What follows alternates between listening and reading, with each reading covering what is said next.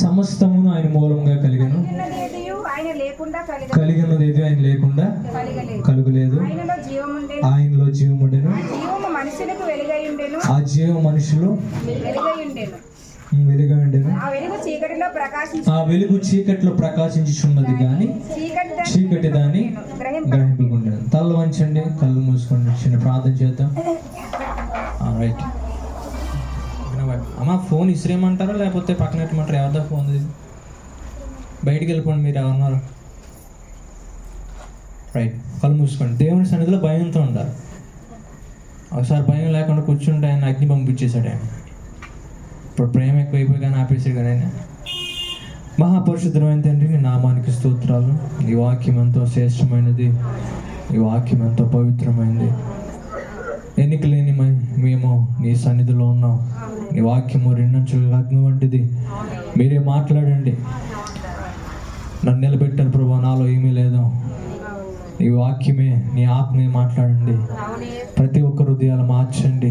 వారి జీవితాల్లో ఆశీర్వాదాన్ని చూడడానికి, నెమ్మదిని చూడడానికి, సత్యములో వారి జీవితాలు కట్టబడడానికి వారి మనసులు తెరమని యేసుక్రీస్తు శ్రేష్టమైన నామములో అడుగుచున్నాను తండ్రి, ఆమేన్. దాదాపుగా కొన్ని దశాబ్దాల క్రితం రెండో ప్రపంచ యుద్ధం జరుగుతున్నప్పుడు ఒక యుద్ధ నౌక సముద్రంలో కనబడిందని వారి శత్రువులైన వాళ్ళు ఏం చేశారంటే విమానాలు పంపించారు. ఒక 5 విమానాలు, జెట్స్. దాంట్లో 2 మందే ఉంటారు, ఇద్దరు. ఒక్కొక్క విమానానికి 2 నడపడానికి యుద్ధ విమానం. ఈ 5 విమానాలు కలిసి యుద్ధ విమానం మీదకి, యుద్ధ వాడ మీదకి వెళ్ళి దాడి చేయడానికి. చాలా చీకటిగా ఉంది, రాత్రి అంతా ఉంది. శత్రువు ఏం చేశాడంటే తెలివిగా మరి అక్కడ రేడార్లో కనపడ్డమాట. అదిగో మన చేరువుగా యుద్ధ విమానాలు వచ్చేస్తున్నాయి కాబట్టి మీరు అందరూ ఏం చేస్తారంటే లైట్లన్నీ కట్టేయండి. అప్పుడు ఏం చేశారంటే మొత్తం లైట్లన్నీ కట్టేశారు, వాడ మీద లైట్లు కట్టేయడం వల్ల ఆ చీకట్లో ఇంకా వారికి ఆ వాడ కనపడలేదు. కనపడకపోయేసరికి తిరిగి ప్రయాణం చేసుకుంటూ వచ్చేసారు. మళ్ళీ తిరిగి 5 కూడా తిరిగి వచ్చేసినాయి. ఏమైందంటే అక్కడ లేదు, ఇక్కడ కూడా కరెంట్ లేదు. యుద్ధం వల్ల ఇక్కడ కూడా బ్లాక్అవుట్ అయిపోయి కరెంట్ అంతా ఆగిపోయింది. ఇంకెక్కడ కూడా వెలుగులేదు. ఇప్పుడు విమానాలు దిగడానికి లైట్స్ కనబడట్లేదు. వెంటనే ఆ రేడియోలో మాట్లాడుతూ, ఇదిగో మేము వచ్చేస్తున్నాం, దగ్గరికి వచ్చేస్తున్నాం, మాకు లైట్స్ చూపించండి, మాకు వెలుగు చూపించండి అని వారు ప్రాధేయపడుతూ ఉన్నారు. వెంటనే వాళ్ళకు రిప్లై వచ్చింది, సమాధానం వచ్చింది. అయ్యా, లైట్స్ ఏం పని చేయట్లేదు, వీడు ఎలాగోలా వచ్చేయండి. లైట్స్ ఏం పని చేయట్లేదు ఏంటయ్యా, ఎలా వచ్చేస్తాం, మాకు ఏం కనబడట్లేదు, చీకట్లో ఎక్కడ ఆగాలి మాకు తెలియట్లేదు, కనీసం ఒక్క లైట్ అన్నా ఉంటే, ఒక్క వెలుగన్నా ఉంటే చూపించండి, మేము వచ్చేస్తామని అంటారు. నా దగ్గర ఒక్క వెలుగు కూడా లేదే అన్నాడు. చివరికి 5 విమానాలు కూడా మహాసముద్రంలో పడిపోయి చనిపోయారు అందరూ. మనకేం అర్థం అవుతుంది? ఎప్పుడైతే వెలుగు మనుషులకు కనబడట్లేదో, ఎప్పుడైతే వెలుగు మన జీవితాల్లో ఉండదో, మన పరిస్థితులు కూడా చివరికి అదే నీటిలో, అదే ప్రమాణంలో మునిగిపోయే అవకాశం ఉంది.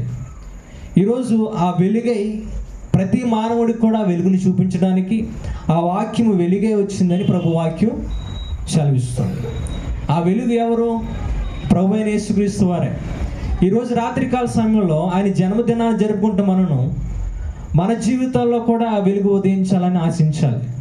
మన జీవితాల్లో కూడా ఆ వెలుగు ప్రతి ఒక్కరిలో కూడా ఫలించాలని, ఆ వెలుగు చీకటమైపోయిన మన హృదయాల్ని వెలిగించాలని, తద్వారా సంతోషం, ఆనందము మన కుటుంబాల్లో నెమ్మది ఉండాలని ఆశించాలి. ప్రభు అందుకోసం ఈ లోకానికి వచ్చి నేనే వెలుగును అన్నాడు ఆయన. నేను చీకట్లే పారదోడానికి వచ్చాడు అన్నాడు ఆయన. ఈరోజు మనం రాత్రి ఏం చేస్తామంటే ఆ వెలుగు ఒక గొప్పతనాన్ని మనం నేర్చుకుంటాం. వెలుగులో ఉండే గొప్ప ఆశీర్వాదాన్ని మనం నేర్చుకుంటాం. ఆ వెలుగై ఉన్న దేవుడి యొక్క స్వారూప్యాన్ని మనం అర్థం చేసుకునే ప్రయత్నం చేస్తాం. మొట్టమొదటి వెలుగు ఉన్న గొప్ప లక్షణం ఏంటంటే అది పవిత్రమైనది. ఏమాత్రం కూడా అపవిత్రతను అంటనిది వెలుగు. మీరు వెలుగు చూడండి, లైట్ పడినట్టునే మీరు ఏమాత్రం కూడా అది వ్యర్థమైన దాని మీద లైట్ పడ్డా, వ్యర్థమైన అపవిత్రమైన దాని మీద వెలుగు పడ్డా సరే, ఈ వెలుగు మాత్రం ఏమాత్రం కూడా అపవిత్రత కానే కాదు. అది ఎంత భయంకరమైనది కావచ్చు, ఎంత అపవిత్రమైనది కావచ్చు, కానీ వెలుగు అపవిత్రమైన దాని పడినప్పుడు అదేమాత్రం కూడా వెలుగు ఏమవదు, అపవిత్రం కాదు, అది పవిత్రంగానే ఉంటుంది. మీరు ఎక్కడ చూడండి, ఎక్కడ లైట్ వేయండి, అది ఎంత భయంకరంగా కుళ్ళుపడుతున్న శవం కనబడినా సరే, దాని మీద లైట్ వేసిన లైట్ కుళ్ళిపోయిన సమయం అయిపోతుందా? కుళ్ళిపోయిన వాసన వచ్చేస్తుందా? రాదు. అది ఎక్కడ పడినా లైటు అది మాత్రం పవిత్రంగానే ఉంటుంది. దేవుడు కూడా అలాంటి వాడే. వాక్యంలో దేవుడిని వెలుగ్గా పోల్చినప్పుడు, దేవుడి లోకానికి వచ్చినప్పుడు, లోకంలో పాపం మధ్యన తిరుగుతూ ఉన్నప్పుడు కూడా ఏ రోజు ఆయన పాపాన్ని అంటించుకోలేదు. ఆయన పాపాన్ని ఏమాత్రం కూడా ఆయన తాకలేదు. పాపుల దగ్గరికి వెళ్ళాడు, పాపులకి వెళ్ళి సువార్త ప్రకటించాడు, పాపుల్ని ప్రేమించాడు, వారి చెంతకెళ్ళి వారికి మంచి మాటలు తెలియజేశాడు, రక్షణ మాటలు తెలియజేశాడు. కానీ ఏ రోజు కూడా ఆయన పాపాన్ని అంటించుకోలేదు. మనం కూడా ఆయన చూస్తూ ఉన్నప్పుడు ఈ పాపలోకంలో పాపాన్ని అంటించుకోకూడదు. కానీ చాలామంది పాపాన్ని అంటించుకునే ప్రయత్నం చేస్తారు. దేవుడు ఏమంటున్నాడు? మీరు కూడా వెలుగే ఉండండి. వెలుగు ఎక్కడ పడినా అది అపవిత్రం కాదు. మీరు మన ఈ లోకంలో వెలుగు చూస్తే మనకు బాగా కనబడే వెలుగు ఏంటి? ఉదయం లేవగానే సూర్యుని వెలుగు కనబడుతుంది. సూర్యుని వెలుగు దేని మీద పడినా సరే దానికి ఏది కాదు. ఏ దాని మీద పడినా సరే అది ప్రకాశిస్తూనే ఉంటుంది, పవిత్రంగానే ఉంటుంది, మండుతూనే ఉంటుంది, వెచ్చగానే ఉంటుంది, మంచి ఆరోగ్యమైన ఫలాలు ఇస్తూనే ఉంటుంది. అది ఉదయాన్నే లేచి చూడండి, మీరు ఏ పరిస్థితిలో ఉన్నా అది ఆ వెచ్చదనాన్ని ఇస్తుంది. ఇటువంటి చలి ప్రాంతంలో, ఇటువంటి చలి సమయంలో మనం ఆశిస్తూ ఉంటాం, మంట ఉంటే బాగుండు, వెలుగుంటే బాగుండని. ఏ సమయమైనా సరే మనం వెలుగు కావాలని ఆశిస్తాం. వాక్యం కూడా అదే సెలవిస్తుంది. ఇదిగో నేను వెలుగై ఉన్నాను. పవిత్రంగా ఉన్నాడు దేవుడు, ఆయన వెలుగే ఉన్నాడు. వాక్యం సెలవిస్తుంది, ఇదిగో పరిశుద్ధుడు పరిశుద్ధుడని దేవదూతలు ఆయన కొనియాడుతున్నాయంట. మొదటి సమూయేలు రాసిన పత్రిక 2వ అధ్యాయం 2వ వచనం చూస్తే హన్నా అనే ఒక ఆమె ప్రార్థన చేస్తూ ఉంది. ఏమని ప్రార్థన చేస్తుంది ఆమె? అక్కడ రాయబడిన చూడండి. హన్నా అనే స్త్రీ ప్రార్థన చేస్తుంది.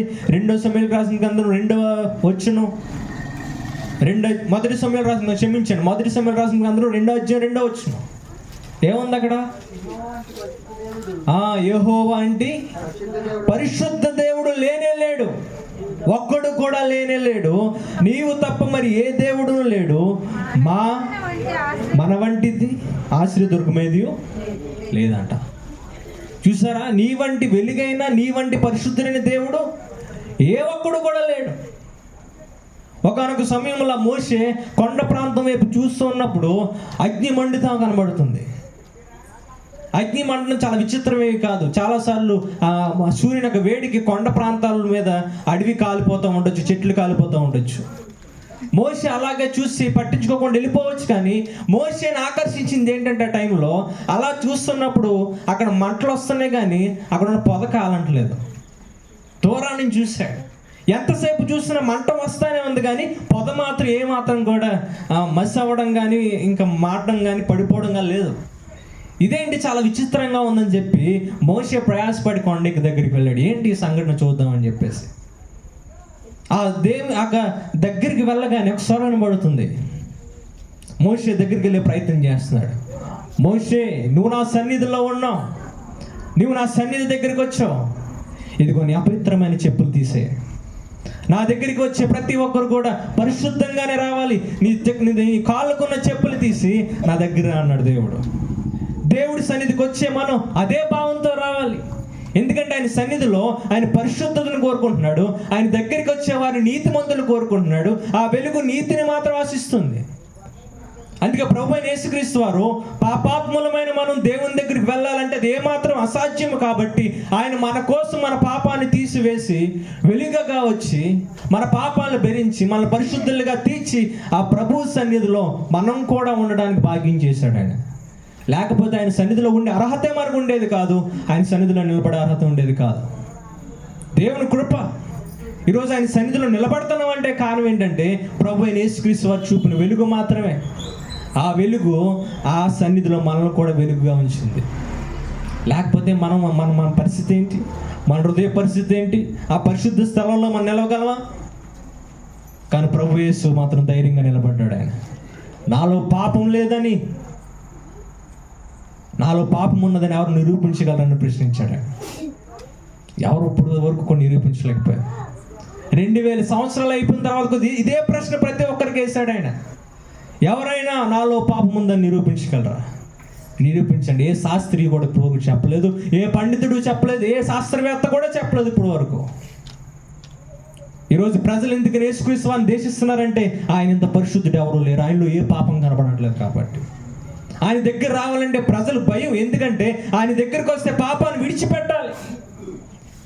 ఎక్కడైనా సరే అటు ఇటుగా జీవించి 2 పడవల మీద కాలు వేసుకొని దేవుడు అంటున్నాడు, వేషధారులారా మీరు ఏ మాత్రం కూడా అటు ఇటు కాలు వేసే జీవితం ఉండకూడదు మీకు.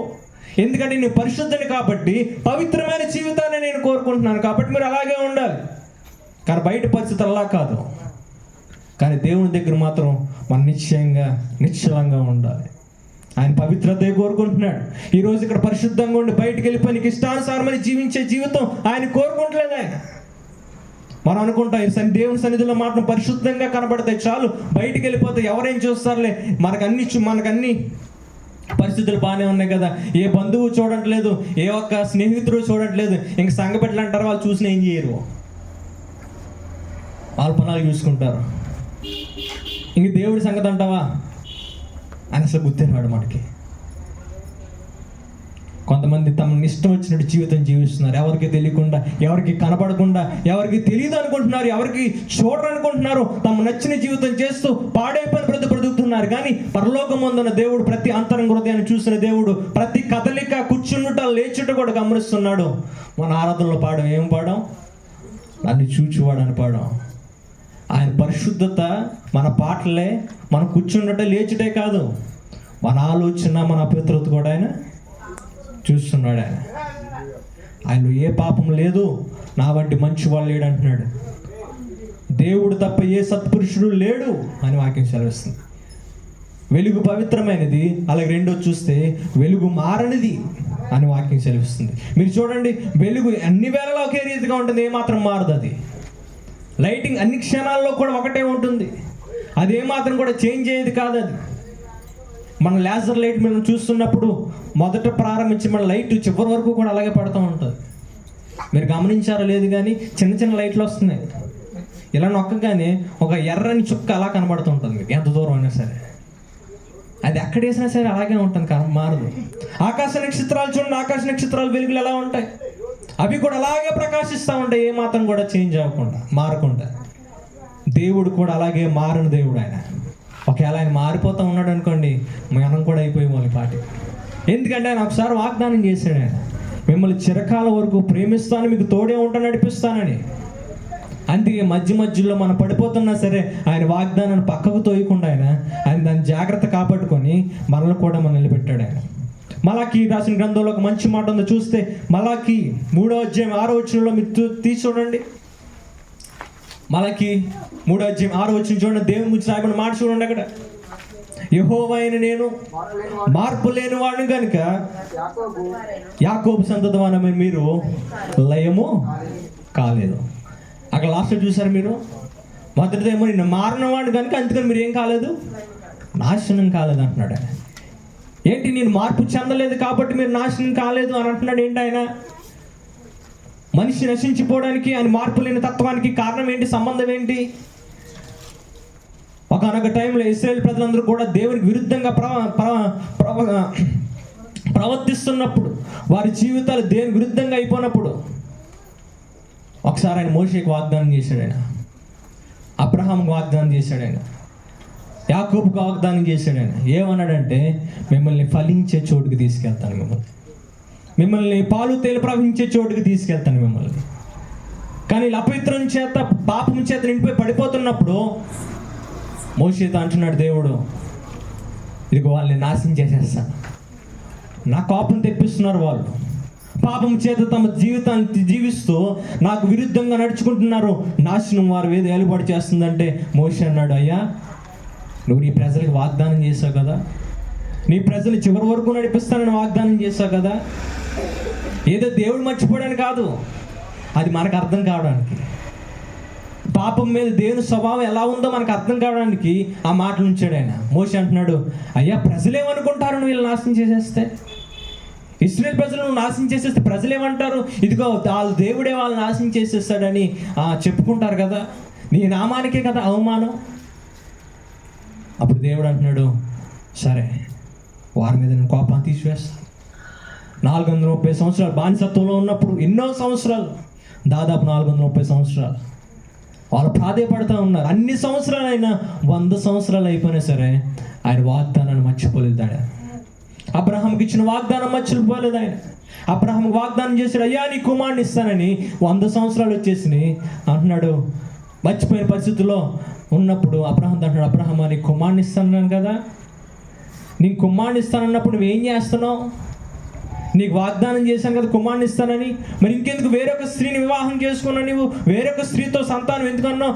నీ కుమారుని ఇస్తానన్నా కదా, ఎందుకని నా మాట కాదన్నావు? ప్రభు బయట తీసుకొచ్చాను, ఇదిగో నీ కుమారుని ఇస్తాను, ఆకాశం వైపు చూడు, నక్షత్రాలు ఎన్ని ఉన్నాయి లెక్కెట్టు. అయ్యా ఎలా లెక్కెడతాం? ఇదిగో అంత విస్తారంగా నేను చేస్తానన్నాడు. ఆయన వాగ్దానం మర్చిపోలేదు కాబట్టి ఈరోజు మనం నిలబడి ఉన్నాం. ఆయన మారిన దేవుడు కాబట్టి మన ప్రతి క్షణం పడిపోతూ ఉన్నా ఆయన నిలబెడతా ఉన్నాడు. ఆయన మనకులాగైతే ఎలాగా? మనమైతే ఒకలాగా ప్రవర్తిస్తాం, బాగున్నప్పుడు ఒకలా ప్రవర్తిస్తాం, బాగున్నప్పుడు ఒకలా ప్రవర్తిస్తాం. అన్నీ బాగున్నప్పుడు దేవుడు కావాలంట, అన్నీ లేనప్పుడు దేవుడు ఎవరంటాం మనం. ఒకవేళ దేవుడు అలాగనుకుంటే, దేవుడే కనుక అలా ఆలోచిస్తే ఈరోజు ఏ మానవుడు నిలబడతాడు? అటు ఇటు మారిపోయే మనసు మనది, చంచలమైన మనసు మనది. ఈరోజు ఒకలా, రేపు ఒకలా ఉంటుంది, రాత్రి ఒకలా, పగల ఒకలా ఉంటుంది. కడుపు నిండా ఆహారం ఉంటే ఒకలా ఉంటుంది, కడుపు నిండా ఆహారం లేకపోతే ఒకలా ఉంటుంది. నీకు అనుకున్నవన్నీ జరిగిపోతూ ఉంటే దేవుడే స్తోత్రం అంటావు. ఏది స్వయంగా అవలేకపోతే నాకు దేవుడే రాడంటాం, దేవుడి దగ్గరికి రానంటాం నువ్వు. ఈరోజు దేవుడు మనల్ని ప్రేమించి ఈరోజు నిలబెట్టి ఆయన జీవాన్ని ఇచ్చాడంటే కారణం ఒకే ఒక కారణం, ఆయన మార్పు లేని దేవుడు కాబట్టి. ఆ వెలుగు మార్పు లేనిది, ఆ వెలుగు పవిత్రమైనది. మూడోది మనం చూస్తే ఒకసారి మనం చూడడం, యోహాను సువార్త మనం చదువుకున్నాం కదా, ఇంత 5 వచనాలు ఒకసారి చదవండి. అక్కడ వెలుగు గురించి అద్భుతంగా రాయబడింది. ఆది వాక్యం ఉండున,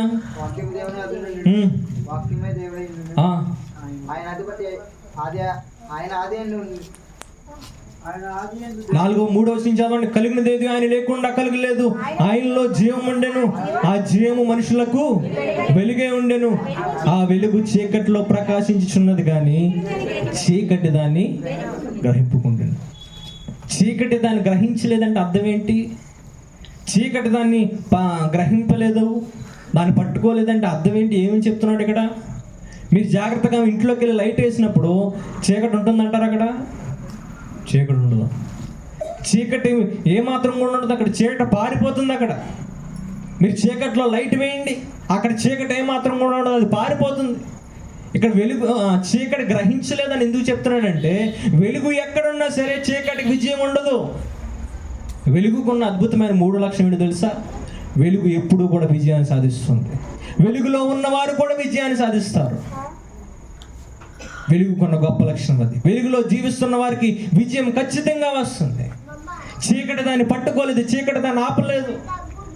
చీకటి దగ్గరికి వెలుగు వెళ్ళినప్పుడు ఆ చీకటి పారద్రోలుతుంది. ఎటువంటి చీకటి అయినా సరే వెలుగు దగ్గరికి వస్తే ఆ చీకటి ఏమాత్రం కూడా నిలవదు. ప్రభు అంటున్నాడు, నా దగ్గర రండి, వెలుగులోకి రండి, చీకటిని దూరం చేస్తాను. వెలుగు దగ్గరికి వచ్చినప్పుడు చీకటిని మాయం చేస్తాను, వారి జీవితాల్లో వెలుగునిస్తాను, విజయాన్ని ఇస్తాను అంటున్నాడు ఆయన.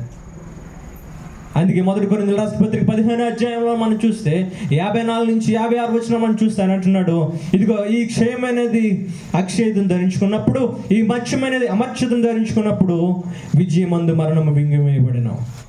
విజయమందు ఏమైపోయిందంట? మరణం మింగివేయబడిందంట. చీకటికి జయం లేదు. అక్కడ చీకటిని జయించాడు దేవుడు. కింద రాయబడిన మాటల్లో ఉంది, ఓ మరణమా నీ విజయం ఎక్కడుంది నీ విజయం? మరణమా. ఇదిగో ప్రజలందరూ మరణానికి భయపడుతూ ఉన్నప్పుడు, ఎప్పుడు చనిపోతామని భయపడుతూ ఉన్నప్పుడు దేవుడు అంటున్నాడు, ఓ మరణమా నీకు ముళ్ళు ఎక్కడ? నీ విజయం ఎక్కడ? ఇదిగో ఆ మరణం ముళ్ళు ఏంటి? పాపం. ఆ పాపం మీద కూడా విజయాన్ని ఇచ్చాడు ఆయన. పాప మనసుల మీద విజయాన్ని ఇచ్చాడు ఆయన. ఆయన దగ్గరికి వచ్చినప్పుడు ఆయన విజయాన్ని కలుగు చేస్తున్నాడు ఆయన. ఏ మనసు అన్నా కావచ్చు, ఏ తలంపులన్నా కావచ్చు, ఏ స్వార్థం, అసూయ, ద్వేషం కావచ్చు, ఆయన దగ్గరికి వచ్చి ప్రాధేయపడితే అదంతా తీసివేసి విజయాన్ని ఇస్తాడు ఆయన. పవిత్రమైన మనసు ఇస్తాడు ఆయన. ఆయన ముందు నిలబడినప్పుడు నీ లోపాలన్నీ కూడా బయటపడతాయి. వెలుగు ముందుకు వచ్చినప్పుడు ప్రతి ఒక్కరు లోపాలు బయటపడతాయి. నువ్వు 2 పనులు చేయగలవు. ఒకటి ఏంటి తెలుసా? వెలుగు నీ మీద పడుతున్నప్పుడు నీ చేయి పట్టుకుని ఆపేయచ్చు, అలాగన్నా పడకుండా మీద. లేకపోతే వెలుగు దగ్గరికి వచ్చి నీ జీవితాన్ని ముందు పెట్టచ్చు. ఆపేసిన వాళ్ళ దగ్గర వెలుగు రాదు. చేయబట్టి నాకు వద్దు అన్న వాళ్ళ దగ్గర వెలుగు రాదు. వెలుగు నుండి పారిపోయే వాళ్ళ దగ్గర వెలుగు రాదు. నీ నిజమైన జీవితం ఏంటో నీకు కనబడాలంటే, నీ పరిస్థితి ఏంటో నీకు కనబడాలంటే ప్రభు అయిన యేసుక్రీస్తు దగ్గర రావాల్సిందే. ఆయన దగ్గర రాకుండా నీ జీవించినంత కాలం కూడా అయోమయంలో బతికేస్తావు. ఇంకా నీకు తెలిసిందే నిజం అనుకో బ్రతికేస్తావు. నువ్వు అనుకున్నదే సత్యం అనుకో బ్రతికేస్తావు. నీకు తెలిసిన ఆలోచనలే దేవుడు అనుకుని బ్రతికేస్తావు. కానీ వెలుగు దగ్గరికి వచ్చినప్పుడు దేవుడు నేనెవరు అని దేవుడు తెలియజేస్తాడు. ఆయన లక్షణాలు ఏంటో ఆయన తెలియజేస్తాడు. అందుకే కదా ఈరోజు ఇటువంటి కార్యక్రమాలు మన దగ్గరికి వచ్చేసినాయి. ఎన్నో బోధలు వచ్చేసినాయి. సత్యం ఏంటో అసత్యం ఏంటో తెలుసుకోలేకపోతున్నాం. అన్నీ ముంచివేసేస్తున్నాయి, సత్యాన్ని ముంచేస్తున్నాయి. మళ్ళీ ఈరోజు సత్యం చూసేవారు లేరు, సత్యం గమనించేవారు లేరు. ఈరోజు క్రిస్మస్లో లైట్లు పెట్టుకోవచ్చా, లైట్లు పెట్టకూడదా? ఎన్నో సాంప్రదాయాలు, ఎన్నో ఆచారాలు ఉన్నాయి. ఎప్పటి వరకు సాంప్రదాయాలు, ఆచారాలు పాటించాలి మనం? అవి దేవుని వాక్యానికి సరితూగుతున్నంత వరకు మాత్రమే పాటించాలి. ఏ ఆచారమైనా సరే, ఏ సంప్రదాయం అయినా సరే, అది దేవుని వాక్యాన్ని దాటి వెళ్ళినప్పుడు నువ్వు వెంటనే అది తీసివేసేదాన్ని, వెంటనే త్రోసేసేదాన్ని. అది ఏమాత్రం కూడా మనం ఉంచడానికి వీల్లేదు. మంచి జాగ్రత్తగా ఉండాలి. అక్కడ ఉన్న శిష్యులు కొంతమంది అదే చేశారు. ఏమేం చేశారంటే వాళ్ళంటే ఒక నిర్ణయం చేశారంటే, ఏమైంది, దేవునికి మనం అందరం కూడా ధనం ఇవ్వాలి కాబట్టి మీరు ఏం చేస్తారంటే మీ తల్లిదండ్రులకి ఇచ్చే ధనాన్ని తీసుకొచ్చి దేవునికి ఇవ్వండి. మీరు తల్లిదండ్రులు చూసుకోలేకపోతున్నారా? తల్లిదండ్రుల మీద భారం ఎక్కువ ఉందా మీకు? వాళ్ళు పెంచడానికి మీరు అంత కష్టపడుతున్నారా? అయితే ఏం చేస్తారంటే వాళ్ళకి అయ్యే ఖర్చు అనేది తీసుకొని దేవుని దగ్గరికి ఇచ్చేస్తే దేవుడు మిమ్మల్ని క్షమించేసి వాళ్ళు చూసుకోకపోయినా ఏమండు అనే మాటను తీసుకొచ్చారు. అప్పుడు దేవుని కోపం వచ్చింది. ఏది గొప్పది అన్నాడు ఆయన. ఏది గొప్పదంటే నీ తల్లిదండ్రులు సన్మానించిన గొప్పది. వారి దగ్గర నుంచి తీసుకొని ధనం నాకు ఇస్తే నాకు అవసరం లేదు, ధనం నేనేం చేసుకుంటాను. తల్లిదండ్రులకు ఇవ్వాల్సిన దాన్ని తీసుకొచ్చి దేవార్థమని అర్పిస్తే అది నేను ఆశిస్తాననుకుంటున్నారా? లేదు. చాలాసార్లు దేవునికి మంచి చేస్తున్నాం అనుకొని దేవునికి దూరం అయిపోతున్నామా? దేవునికి ఇచ్చేదల్లా కూడా మంచిది కాదు. అన్యాయంగా డబ్బు సంపాదించి దాంట్లో లంచం ఇచ్చినా దేవునికి ఇష్టం కాదు.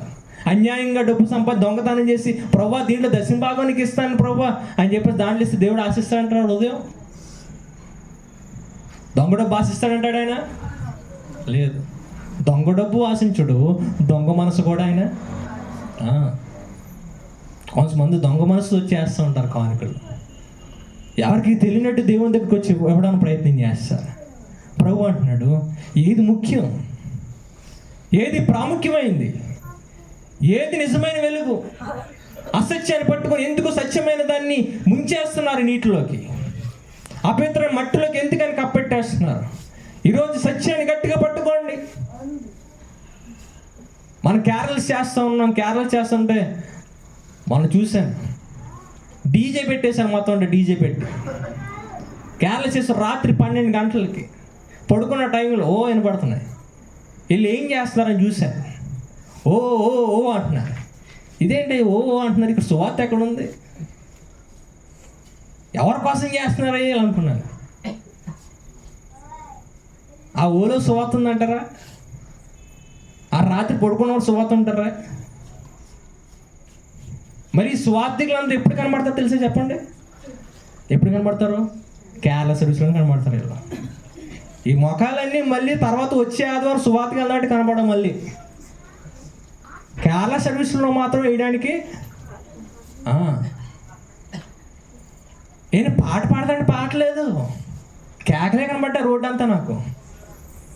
మళ్ళీ సౌండ్ ఏంటనుకుంటున్నాం, మొత్తం డీజే పెట్టేసి బేస్ పెట్టేసి గుండా ఆగిపోయి సౌండ్లు పెట్టేస్తున్నారు. వాళ్ళకి మనకి తేడా ఏంటండి? మళ్ళీ డప్పు ఒకటే, ఆ మరమరాలు డప్పు ఒకటే. ఒకడు వస్తూ ఉంటాడు పొద్దున్నే, ఆడవడం మీకు తెలుసు. ఒక డప్పు వేసుకుని వస్తాడు, ఏదో అడుగుతాడు వచ్చేయమని. వాళ్ళకి ఎనికి తేడా, పాట కంటే డప్పు ఎక్కువ పడుతుంది. దాని తర్వాత మళ్ళీ ఈ ప్రజలందరూ కూడా ఆదివారం ఉదయానికి అనుభవం. మరి సువార్తలో సువార్త మరి ఎక్కడ ప్రకటించే సువార్త? నీ జీవితంలో సువార్త ఎక్కడ ఉంది? బ్రతుకులో సువార్త ఉందా? లేదు. రాత్రి బ్యాగ్స్ ఎత్తుకొని కేక్ మాత్రం ఇచ్చేస్తాను. నువ్వు చాక్లెట్ వేసుకుని పరిగెట్టేస్తో ఎంత భక్తి వచ్చేస్తావు. రాత్రి అంతా పడుకోమని ఆన్లైన్ పేరు రావే. మరి ఆన్లైన్ పేరు రావే. ప్రతి నెల క్రమంగా జరుగుతున్న ఆన్లైన్ పేరు కనబడవు. రాత్రి అంతా చేసామంటే డ్యాన్స్ కట్టుకుంటూ వచ్చేస్తాం. ఒక్క ప్రయోగం చెప్పండి. ఎప్పుడైతే సత్యాన్ని అసత్యం మృంగి వేస్తుందో మనం అక్కడ ఆపాలి దాన్ని. ఏదన్నా సరే మనం కూడా చేసాం కేరళ సర్వీస్. చేస్తున్నాం. ఒక్కొక్క క్షణం అయిపోయిందంటే ఆ సత్యమైంది అసత్యం మృంగి వేసేసింది, డామినేట్ చేసేసింది. కానీ వెలుగు అలా ఉండదు. నిజమైన వెలుగు పాపాన్ని డామినేట్ చేస్తుంది, పాపాన్ని మృంగి వేస్తుంది, మరణాన్ని మృంగి వేస్తుంది వెలుగు. కాబట్టి మనం జాగ్రత్త పడాలి. మంచి విషయమైన కొన్నిసార్లు మనం మృంగి వేస్తూ ఉంటుంది. ఏదైనా సరే మన వాక్యాన్ని బట్టి సరి చేసుకోవాలి. వెలుగు విజయాన్ని ఇస్తుంది. అలాగే వెలుగు అక్కడ రాయబడి చూడండి. ఆ వెలుగు చీకట్లో ప్రకాశించిన పై మాట చదవండి. ఆయనలో జీవం ఉండెను, ఆ జీవము మనుషులకు. జీవం వెలుగు విడదీయలేని బంధమై. వెలుగు కొన్న గొప్ప లక్ష్యం ఏంటంటే జీవాన్ని పుట్టిస్తుంది. అందుకే ఈ ప్రకృతిలో కూడా దేవుడు చాలా సాదృశ్యాలు పెట్టాడు. ఆయన మొక్కలు ఫలించాలంటే వాటిలో జీవం ఉద్భవించాలంటే వాటిని ఎండలో ఉంచాలి. ఇప్పుడు నీడలో ఉండి కూడా ఉన్నాయి. అయినా సరే ఎండ ఒక వెచ్చదనం ప్రతి మొక్కకి తగలాలి. ఒకవేళ ప్రపంచం అంతా చీకటి అయిపోయి సూర్యుడు లేకుండా ఉన్నప్పుడు చలి చేత చీకటి చేత కొన్ని సంవత్సరాలకి లేకపోతే కొన్ని నెలలకే ఏమైపోతుందంటే ప్రతి మొక్క చనిపోతుంది, జీవం కూడా నశించిపోతుంది. సైన్స్ బుక్లో రాసి ఉంటుంది ఫోటోసింథసిస్ అని. ఎండ పడినప్పుడు వస్తుందని. అలాగే మనలో కూడా ఎండ పడినప్పుడు ఏం వస్తూ ఉంటుంది చెప్పండి? అయ్యో, రాత్రి 7 గంటలకు ఏ సీరియల్ వస్తుంది తెలుసా?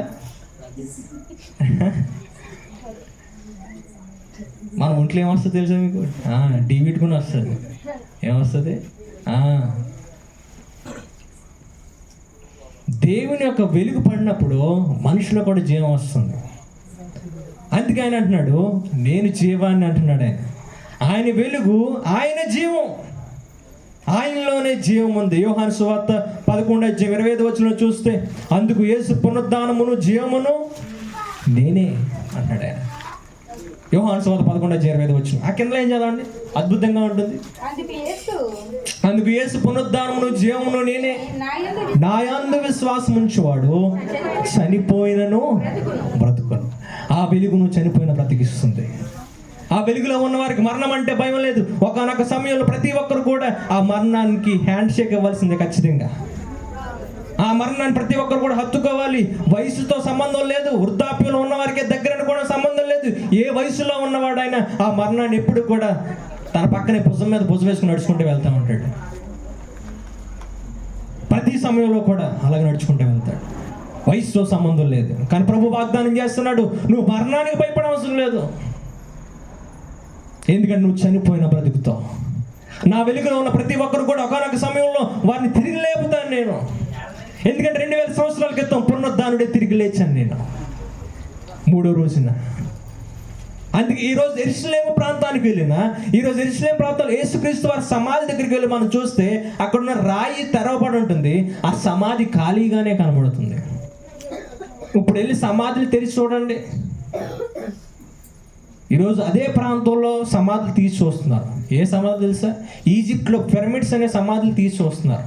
అందులో ఇప్పుడు కూడా పెట్టెల్లో తీసి చూస్తే అందులోంచి శవాలు వస్తున్నాయి. వాటికి ఒక కొత్త పేరు పెట్టారు. ఏంటయ్యి? మమ్మీ. ఏంటి? మమ్మీ. ఇప్పుడు ఆ శవాలకి ఏం చేశారు? మమ్మీ అని పేరు పెడితే మన వాళ్ళు మన అమ్మలకి మమ్మీ అని పేరు పెడుతున్నారు.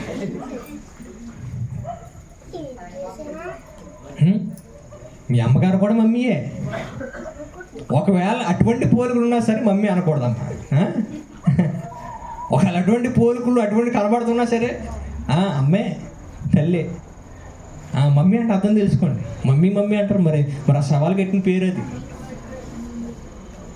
కానీ యేసుక్రీస్తు వారి సమాధిలో ఆయన లేడు అంటున్నాడు. ఆయన నేను పునరుద్ధానాన్ని జీవం, నేను నా యందు విశ్వాసం ఉంచండి అంటున్నాడు ఆయన. వారు చనిపోయినా బ్రతుకుతారు. జీవాన్ని ఇస్తాను నేను అంటున్నాడు. అందుకే ఈ ప్రపంచాన్ని విశ్వాన్ని కలుగు చేసే మొదటి రోజు మనం వెళ్ళిపోతే అంటున్నాడు, ఇదిగో ఈ చీకట్లో అంధకారంలో వెలుగు కలుగును గాక అన్నాడు ఆయన. ఎప్పుడైతే ఆయన ఆదికాండం మనం చూసినప్పుడు ఆదికాండంలో ఆయన చెప్తూ అంటున్నాడు, ఇదిగో వెలుగు కలుగు గాక అని పలకగా వెలుగు కలిగాను. దాని తర్వాత వచ్చిందంట మొత్తం అంతా జీవం మొదలైకొని వచ్చిందంట. ఆ వెలుగు లేకుండా జీవములో లేని వారమే మనం, ఆ వెలుగు లేకుండా జీవంలో జీవించిన వారమే మనం. వెలుగు జీవాన్ని ఇస్తుంది. ప్రభు నేనే జీవాన్ని, నేనే మార్గాన్ని, నేనే సత్యాన్ని. అలాగే చివరికి చెప్పి ముగిస్తాను.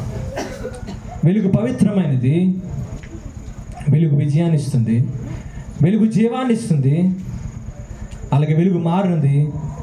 5 చూస్తే వెలుగు ఎంతో మహిమ గలది. ఏంటి చెప్పండి? మహిమ గలది. అందుకే 14 వచనంలో చూస్తే యోహాను సువార్త 14 వచనంలో దేవుని గురించి ఒక మాట రాయబడింది చూడండి. ఆ వాక్యము శరీరధారి కృపాసత్య సంపూర్ణుడిగా మన మధ్య నివసించెను. తండ్రి వలన కలిగిన అద్వితీయ కుమారుని మహిమ వలె ఆయన మహిమ వలన కనుగొంది అని వాక్యం సెలవిస్తుంది. మహిమ వలన కనుగొంది. ఎవరి మహిమది? దేవుని మహిమ. మహిమ అంటే కృపాసత్యం అని చెప్పచ్చు. ప్రతిదానికి మహిమ ఉంటుంది, ప్రతిదానికి ఒక శక్తి ఉంటుంది. ప్రభు అంటున్నాడు, ఆ శక్తి నాలో ఉంది. ఈ శక్తి ఎప్పటికీ తరగని శక్తి, ఇది ఎప్పటికీ అయిపోని శక్తి, ఇది ఎల్లప్పుడూ కూడా ఉండే శక్తి, ఇది తరగదు. నేను పెద్ద వలసలో మాట్లాడుతున్నప్పుడు, నక్షత్రం గురించి మాట్లాడుతున్నప్పుడు, నక్షత్రాల వెలుగు కూడా నశించిపోతున్నాయి. నక్షత్రాలు సంవత్సరాలు పుడతా ఉంటే అవి కూడా చనిపోతున్నాయి, వాడి వెలుగు కూడా నాశనం అయిపోతుంది. ఇప్పుడు మీరు జాగ్రత్తగా చూస్తే మీకు కనబడుతున్న నక్షత్రాలు కూడా నిజం కాదంట. సైంటిస్టులు చెప్తున్నారు. ఏం చెప్తున్నారు వాళ్ళు? మీరు చూసే నక్షత్రాలు కూడా నిజం కాదంట. ఎందుకంటే కొన్ని రోజులు అయిపోయిన తర్వాత, లేకపోతే కొన్ని సంవత్సరాలు అయిపోయిన తర్వాత అవి ఉంటాయంట అలాగే వెలుగు. అవి చనిపోయినా సరే బతుకున్నట్టే కనబడతాయి. కానీ ప్రభు వెలుగు ఎల్లప్పుడూ ఒకే రీతిగా ఉంటుంది. అందుకే మోషే అనే వ్యక్తి దేవుని దగ్గర ప్రార్థన చేయడానికి కొండకి ప్రార్థన చేస్తూ ఉన్నప్పుడు 40 రోజులు దాదాపుగా అక్కడ కొండ మీద ప్రార్థన చేస్తున్నాడు.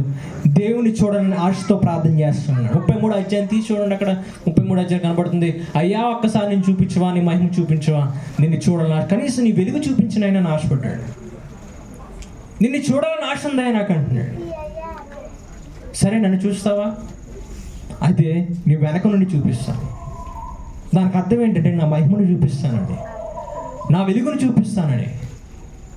ఎప్పుడైతే దేవుని చూశాడో మోషే, దేవుని చూసి సంతోషంతో త్వరగా ఆ కొండ దిగి వచ్చేస్తున్నప్పుడు ప్రజలందరూ ఇన్ని రోజులు ఎక్కడికి వెళ్ళిపోవడం చెప్పేసి ఆయన ఎదుర్కొందామని వచ్చినప్పుడు ప్రజలందరూ ఆయన చూసి ఏదో సూర్యుడు వచ్చేస్తున్నట్టు అనిపించింది వాళ్ళకి. ఆ ముఖం ఎంతో వెలుగుతో వచ్చేసింది కిందకి. ఆ వెలుగు ఎంత ఎక్కువగా ఉందంటే ప్రజలందరూ చూడలేక, అయ్యా నీ ముఖం మీద ముసుకేసుకో అని చెప్పేసి అన్నారు. అంత గొప్ప వెలుగు ఉంది అక్కడ. 33 అధ్యాయం 18, 19 వచనాలు చదివితే అక్కడ కనబడుతుంది మనకి వెలుగు ఎంతో గొప్పది ఉంది అక్కడ. ఏమంటాడు ఆయన? దయచేసి మహిమ నాకు చూపించు, చాలా చూపించు. మరొక సమయంలో ఆయన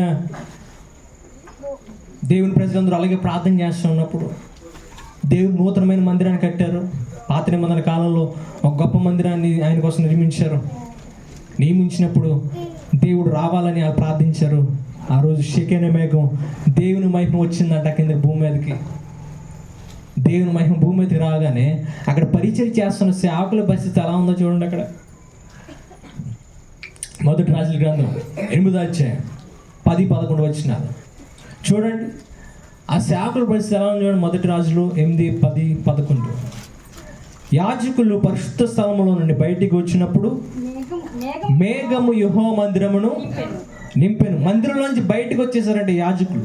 ఎందుకంటే దేవుని మహిమ మందిరంలోకి వస్తుందని చెప్పేసి వారు ముందుగానే తెలుసుకున్నారు. కాబట్టి బయటకు వచ్చేద్దాం, ఆయన మహిమలో మనం ఉండలేమని. సో బయటకు వచ్చేసాక కూడా అక్కడ ఏం జరిగింది? కాబట్టి యెహోవా తేజో మహిమ యెహోవా మందిరంలో నిండుకొనగా ఆ మేఘంలో ఉన్న హేతువు చేత యాజకులు సేవ చేయటకు నిలవలేకపోయారు. ఆయన మహిమ తగ్గించుకొని అక్కడికి వస్తే ఆ మహిమకే నిలవలేకపోయారు సేవ చేసే సేవకులు. ఆయన మహిమ యొక్క వెలుగు ఎంత గొప్పదంటే అక్కడ సేవ చేయడానికి, అక్కడ పరిచయం చేయడానికి వారికే శక్తి లేదు అక్కడ నిలబడడానికి. దేవుని మహిమ అంత గొప్పది, దేవుని వెలుగు అంత గొప్పది, ఉన్నతమైన దాని మహిమ. ఈరోజు ప్రతి మహిమ కూడా ఒక రోజు కోల్పోతుంది, ప్రతి వెలుగు కూడా తగ్గిపోతుంది. కానీ దేవుని మహిమ శాశ్వత కాలం ఉంటుందని సెలవిస్తున్న వాక్యం, చివరి వరకు ఉంటుందని సెలవిస్తున్న వాక్యం. ఈరోజు ఆ మహిమలోకి వచ్చే మనం, ఆ మహిమలో ఉండాలని ఆశపడే మనం ఖచ్చితంగా మన యొక్క పాప జీవితాన్ని త్రోసివేయాలి. ఎందుకంటే దేవుడు అంటున్నాడు, ఒక దినాన్ని ఆ మహిమలో కూడా మిమ్మల్ని ఉంచుతాను, మిమ్మల్ని కూడా నా యొక్క స్వరూపంలో మళ్ళీ మార్చుకుంటాను మిమ్మల్ని. ఎందుకంటే ఆదికాండంలో మనం చూసినప్పుడు నా స్వరూపంలో నా పోలికల్లో మిమ్మల్ని చేశానన్నాడు కదా దేవుడు. తర్వాత ఆదాము వెలుగును పోగొట్టుకొని మరణాన్ని కొని తెచ్చుకున్నాడు కదా బహుమానం కింద. అప్పటి నుంచి మానవులు ఏలుబడి చేస్తా ఉంది కదా. అటువంటి మరణాన్ని దేవుడు మళ్ళీ తీసివేసి ఆ మహిమని తిరిగి ఇవ్వాలని ఈరోజు మనం జరుపుకునే క్రిస్మస్ రోజున వచ్చాడు ఆయన. 2000 సంవత్సరాల క్రితం వచ్చాడు ఆయన తిరిగి మహిమనిద్దామని. ఏ మహిమనైతే మానవుడు కోల్పోయాడో, ఏ మహిమ దగ్గరికి పోతే వెళ్ళలేకపోయాడో, ఆ మహిమని తిరిగి మానవుడు దయచేద్దామని వచ్చాడు ఆయన. ఆ మహిమలో ఉండే ప్రజల్లో ఏమంటున్నాడు ఆయన, మీరు తిరిగి జీవించాలి, తిరిగి జీవించి ఆ మహిమలో చేరాలంటే మీరు చేయాల్సిందల్లా నా యందు విశ్వాసం ఉంచండి. నా యందు విశ్వాసం ఉంచేవాడు చనిపోయినను ఏంటంట బ్రతుకున్నట్టు.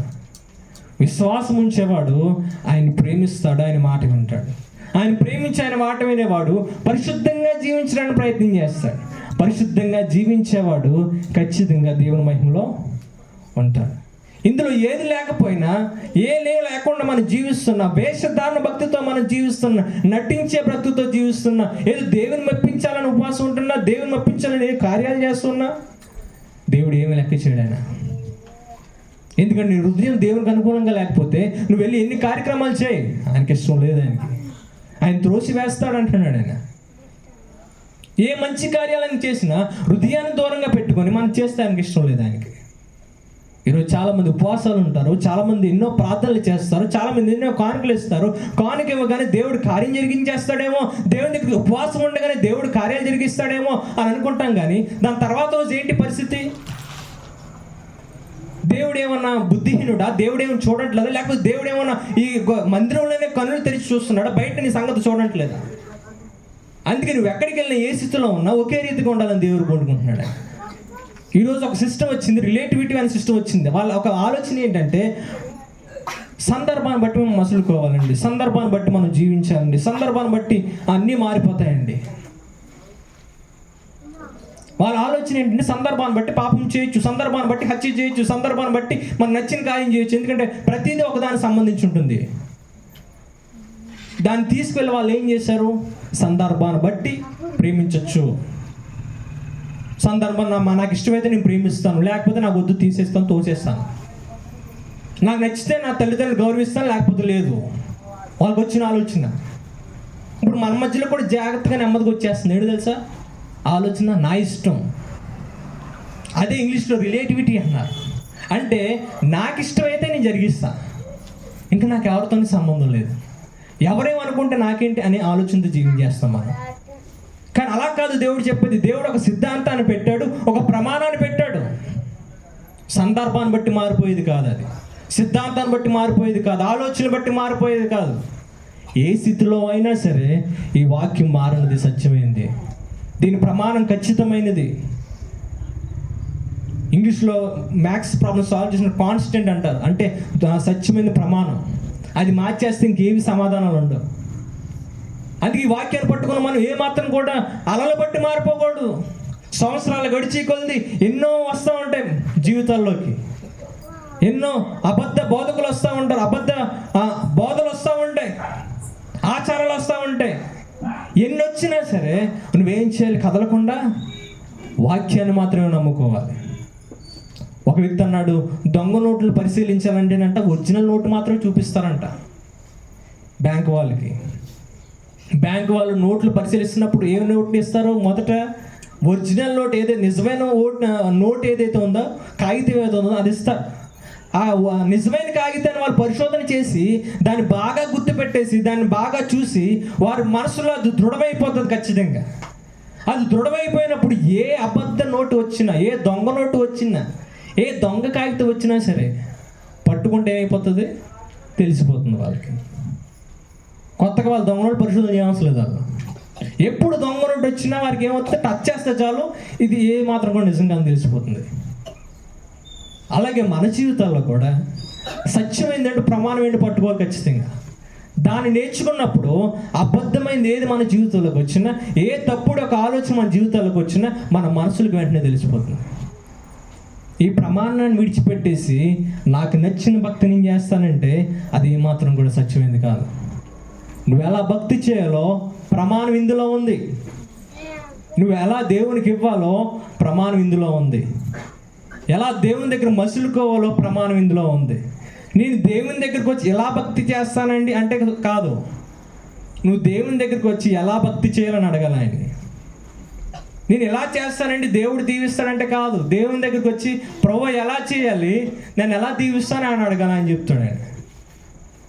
అందుకే మీ కుటుంబంలో ఎలా మసులుకోవాలన్నా, నీ భర్తను నీ భార్యని ఎలా ప్రేమించాలన్నా, నీ పిల్లల్ని ఎలా పెంచాలన్నా ఈ ప్రమాణం దగ్గరికి వచ్చి నేర్చుకుంటే ఆయన చక్కగా నడిపిస్తాడు. ఈరోజు ప్రజలు ఎందుకని సరైన జీవితాన్ని జీవించలేకపోతున్నారంటే, సరైన క్రమంలో ఎదలేకపోతున్నారంటే, మొదట బాగున్న తర్వాత బాగుంటలేదంటే కారణం ఏంటి? మొదట ప్రేమ ఉంటున్న తర్వాత ప్రేమ లేదంటే కారణం ఏంటి? ఏ పరిస్థితి అన్నా కావచ్చు, వివాహ జీవితం అనే కావచ్చు, మొదట 5 నెలలు బాగానే ఉంటుందండి, తర్వాత మారిపోతాడండి. ఎందుకంటే ఇక్కడ ఉన్న ప్రతి ఒక్కరు కూడా తమ ఆలోచనలు ప్రమాణాలన్నీ వారి పెద్దమ్మ చెప్పిందో, వాళ్ళ అమ్మమ్మ చెప్పిందో, వాళ్ళ తాతయ్య చెప్పాడో, ఎవరు చెప్పారో వాళ్ళు చెప్పారో అన్నీ నేర్చుకుంటున్నాం, కానీ ఏది సక్సెస్ అవ్వట్లేదు. అందుకే దేవుడు అంటున్నాడు, నీ భార్యని భర్తను ఎలా ప్రేమించాలో, నీ కుటుంబంలో నీ పిల్లల్ని ఎలా ప్రేమించాలో, ఎలా నడిపించాలో ప్రమాణం నా దగ్గర ఉంది, స్టాండర్డ్ నా దగ్గర ఉంది. దీన్ని పట్టుకున్న వారి జీవితాలు బండ మీద కట్టిన గృహాల్లో ఉంటాయి. దీన్ని పట్టుకున్న వారి జీవితాలు కథలని జీవితాలుగా ఉంటాయి. పరిస్థితులు బట్టి మారవయి. తుఫాన్ వచ్చినా, వరద వచ్చినా, ఎండొచ్చినా, ఏదొచ్చినా సరే అది ఏమాత్రం కూడా కదలకుండా నిలబడుతుంది. అందుకే ఈరోజు నేను చెప్తున్న మాటలు ఏంటంటే, దేవుడు వెలుగు ఈ లోకానికి వచ్చాడు, ప్రజలందరూ కూడా వెలుగులోకి రావాలని దేవుడు ఆశపడుతున్నాడు. దాని నుండి పారిపోయే ప్రయత్నం చేయొద్దు. మీకు బాధ అయినా, మీరు ఆ వెలుగులోకి రాగానే మీ మచ్చలు కనబడుతున్నా, మీ హృదయంలో ఉన్న తప్పులు కనబడుతున్నా సరి చేసుకొని జీవిస్తే ఆ వెలుగు మిమ్మల్ని జీవం దగ్గర నడిపిస్తుంది. వెలుగు అన్న దేవుడు చెప్పే సమాధానం ఇదే, నేనే వెలుగుని, నేనే సమాధానం, నేనే మార్గాన్ని, నేనే జీవాన్ని. ఈరోజు ఆయన దగ్గరికి వచ్చి, అయ్యా నీ ప్రమాణం ఉంటే నాకు చాలు, నీ వెలుగు నాకుంటే చాలు, ఇంకా ఏది అవసరం లేదంటే నీ జీవితాన్ని కడవరకు నడిపిస్తాడు ఆయన. అందుకే సందర్భాన్ని బట్టి నేను భక్తి చేస్తాను, సందర్భాన్ని బట్టి ఆలోచిస్తాను, నాకు నచ్చినట్టు నేను జీవిస్తాను, నాకు నచ్చినట్టుగా నాకు తోచింది నేను చేస్తానంటే అది ఏమాత్రం కూడా వాక్యానుసారం కాదు. అది ఏదన్నా కావచ్చు. దేవుని దగ్గరికి వచ్చి, అయ్యా నీ యొక్క బండపైన నేను కట్టుకుంటాను, నీ బండపైన నేను నిలబడతాను, ఎందుకంటే నీ మారని వెలుగునిది, ఏ తరమైన మారనిది ఇది, ప్రతి ఉదయం కూడా నూతనంగా నీ వాత్సల్యం పుట్టిస్తున్నావు అని 41 రాయబడి ఉంది. ఈరోజు ఆయన దగ్గర రండి. నీ ప్రేమ చల్లారిపోతున్నా సరే ఆయన దగ్గరికి వస్తే నూతనంగా ప్రేమ పుట్టిస్తాడు ఆయన. అయ్యా నా జ్ఞానం నశించిపోతుందంటే రండి, నూతనమైన జ్ఞానం ఇస్తాను అంటున్నాడు. ఆకాశం వైపు చూడండి, బుద్ధి జ్ఞానాలు దయచేస్తాను అంటున్నాడు ఆయన. అయ్యా నాకు సమస్యకి ప్రతిఫలం లేదు, సమస్యకి సమాధానం లేదయ్యా, నేను వెళ్తున్న మార్గంలో నాకు మార్గం తెలియట్లేదంటే అంటున్నాడు ఆయన. తట్టండి, ద్వారం తెరుస్తాను అంటున్నాడు ఆయన. ఏ మార్గం తీసుకుపోయినా సరే నేను ఒక మార్గాన్ని మీకు తెరిచించుతాను. ఈరోజు ఆయన దగ్గరికి వచ్చి విశ్వాసం ఉంచితే ప్రతి ఒక్కరికి విజయాన్ని ఇస్తాను అన్నాడు ఆయన. చనిపోయిన బ్రతుకుతాను వాగ్దానం ఇస్తాడు ఆయన. ఈరోజు ఆ వెలుగు దగ్గరికి వచ్చి ఆ వెలుగును కోరుకుందామా? ఏ మాత్రం కూడా పారిపోకుండా వెలుగు దగ్గరికి వచ్చి మన జీవితాన్ని ముందు పెట్టుకుందామా? విశ్వాసం నుంచి ప్రభుని అడుగుదాం, అయ్యా నీ వెలుగును ప్రకాశింపజేయండి, నిజమైన సత్యం ఏంటి తెలుసుకోవడానికి సహాయం దయచేయండి, నాకు అనుకున్న జీవితం కాదు అని ప్రార్థన చేస్తే ఎంత ధన్యత. ప్రతి ఒక్కరు తల వంచండి, ప్రార్థన చేద్దాం. మహాపరిశుద్ధమైన తండ్రి నీ నామానికి వందనాలు. ఎన్నిక లేని వారం ప్రభువా, ఈరోజు నన్ను ఈరోజు వాడుకున్నా, నాలో ఏ ఒక్క గొప్పతనం లేదు, అంతా నీ వాక్యమే, నీ వాక్యమే శాశ్వతమైనది, నీ వాక్యమే జీవము గలది, అది